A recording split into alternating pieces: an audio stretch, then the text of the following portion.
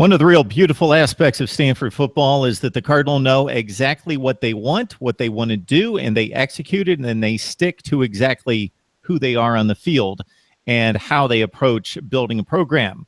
We bring in Don King from Last Word on College Football to help us break down a number of aspects leading into spring practice. And Don, no more so is that true than the offensive line, the offensive approach, which starts with dominance along that offensive line. There are a few losses heading into 2017, but your assessment of what we shall see out of the Stanford Cardinal up front heading into the spring. Yeah, it's a bit. There's some turnover, definitely a couple of losses, but honestly, the strength of the line is pretty much back, and there are some key reinforcements coming.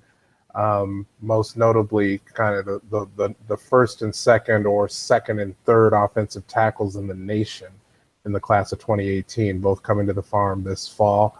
Likely to get ogre and extra tight end work early on, as so many of them do.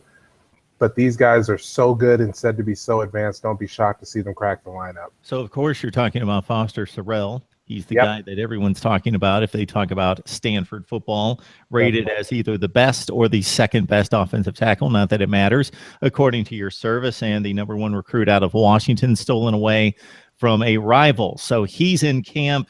Walker Little, also highly projected as the third best player out of Texas and a top 3 offensive tackle as well. So do you think that those guys are going to have to be forced into action, or maybe just their talent is going to force them into action? Yeah, I don't think they're going to be forced into action. I think there are plenty of capable bodies up front, to reload the tunnel workers union, and as they like to say, to move a man from point A to point B against his will. That's kind of the ethos of the Stanford offensive line over the last several years since Harbaugh came to town.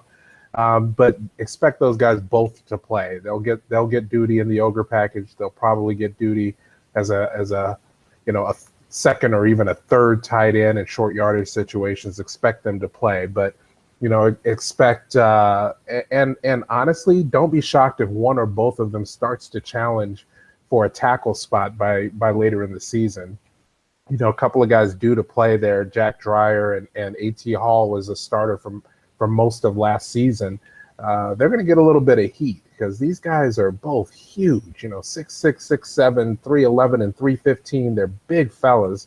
And if their footwork and development is anything like what I'm hearing, they're going to challenge to get on the field at the tackle position, but you can count on them playing at the ogre or extra tight end spot for sure.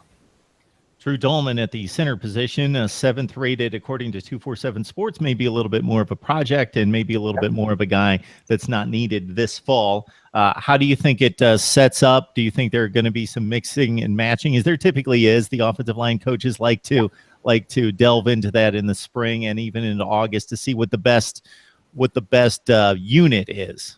Yeah, I think the kid you just mentioned, Dowman, I expect he'll redshirt. That'd be my guess. They'll get him in the strength program and try to bulk him up a little, make him a little stronger. Dusty Burkett is back at center, and he was real solid last year. Captain of the line, knows the calls, and the line performed really, really well down the stretch for the Cardinal last year, reeling off 6 straight wins after a bit of a stumble in the middle of the season. So that's key. Freshman All-American Nate Herbig, who came into the lineup at left guard mid-season and really kind of keyed the resurgence of that unit. You can pencil him in at left guard. Expect Nick Wilson out of Georgia, who is now entering his redshirt sophomore season. He was the key ogre player last year. Expect him to take over at right guard to solidify the center of the line. So the prospects are bright. This is definitely a reload kind of a situation. Getting those 2 big stud tackles is enormous. And this is going to be a really, really good offensive line for the next 2-3 seasons for sure.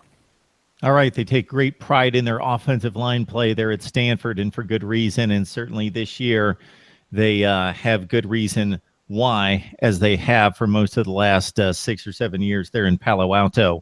Don King from Last Word on College Football breaking down the Stanford offensive line. Don, we always appreciate it. Thank you, Mark.